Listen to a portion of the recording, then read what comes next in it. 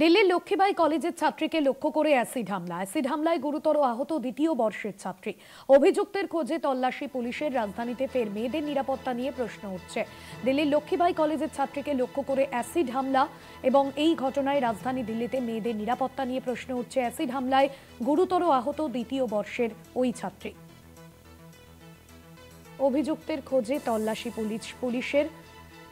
দিল্লির লক্ষ্মীবাঈ কলেজের ছাত্রীকে লক্ষ্য করে অ্যাসিড হামলায় গুরুতর আহত দ্বিতীয় বর্ষের ওই ছাত্রী।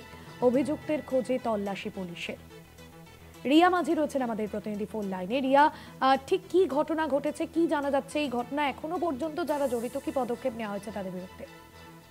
দেখো, এখনো অব্দি যেটা পুলিশ সূত্রে জানা যাচ্ছে যে তাদেরকে চিহ্নিত করা হয়েছে ইতিমধ্যেই। তবে কলেজ যাওয়ার পথে অ্যাসিড হামলার শিকার হয়েছে দিল্লি বিশ্ববিদ্যালয়ের ছাত্রী এবং রবিবার সকালে এই ঘটনা ঘটে বলে এমনটাই জানা যাচ্ছে।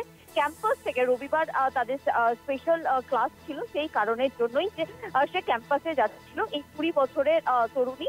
এবং ক্যাম্পাসে যাওয়ার সময় তিনজন বাইকে করে এসে তাকে থামায় এবং তারপরে তাকে অ্যাসিড ছড়ে তাকে লক্ষ্য করে এবং দু হাত দিয়ে সে থামানোর চেষ্টা করলে দু হাত এবং মুখ সহ শরীরের একাধিক জায়গায় তার এই অ্যাসিড হামলা এবং অ্যাসিডের জন্য পুড়ে গিয়েছে বেশ কিছু জায়গা তার বলে এমনটাই জানা যাচ্ছে। আমরা জানি যে দিল্লিতে এর আগেও কিন্তু এই ধরনের ঘটনা ঘটেছে। আমরা দেখেছি কয়েকদিন আগেই দিল্লি বিশ্ববিদ্যালয়, সেখানে এক তরুণীকে রেপ করার চেষ্টা, ধর্ষণ করার চেষ্টা এবং ঠিক কয়েকদিনের মধ্যেই ফের আরো একবার অ্যাসিড হামলার চেষ্টা। এই ধরনের বারবার এই ধরনের ঘটনা দিল্লির নিরাপত্তা নিয়ে কিন্তু প্রশ্ন তুলে দিচ্ছে।